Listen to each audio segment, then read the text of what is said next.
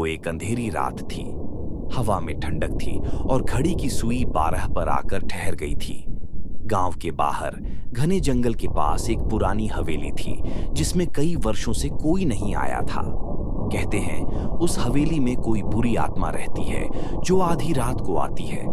लेकिन कुछ समय से वह हवेली सुनी सुनी सी लगने लगी थी। रमेश एक साधारण आदमी गांव में नया था।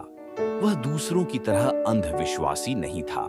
उसे इन सब कहानियों पर यकीन नहीं था। एक दिन गांव के कुछ लोगों ने उसे डराने के लिए हवेली की कहानी सुनाई।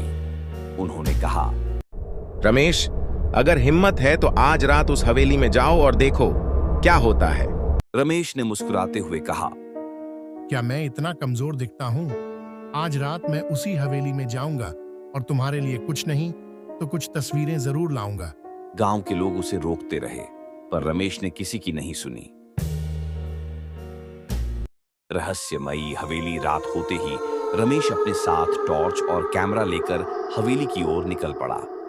हवेली के पास पहुंचते ही उसे महसूस हुआ कि यहां कुछ तो अजीब है, पर उसने अपने कदमों को नहीं रोका। हवेली के अंदर का माहौल बेहद ठंडा और भयानक था। उसने देखा हर कोने में धूल और जाले लगे हुए थे। अचानक हवेली का दरवाजा खुद ब खुद बंद हो गया। रमेश चौंका, लेकिन उसने अपने डर को काबू में रखा। उसने सोचा यह केवल हवा का झोंका था। जैसे ही उसने आगे बढ़ना शुरू किया, उसे एक हल्की सी आहट सुनाई दी। उसने पलट कर देखा, लेकिन कोई नहीं था। तभी दरवाजे पर दस्तक हुई। रमेश ने सोचा, इतनी रात गए कौन हो सकता है। उसने दरवाजा खोला, पर वहां कोई नहीं था। वो चौंका, लेकिन अपने कदमों को पीछे नहीं हटाया। वो आगे बढ़ा और अचानक किसी ने उसके कंधे पर हाथ रखा। रमेश ने पलटकर देखा, एक सफेद कपड़े में लिपटा व्यक्ति उसके सामने।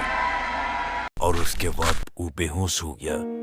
और जब आँख खुली तो अपने आप को वो पाया गाँव वालों के सामने।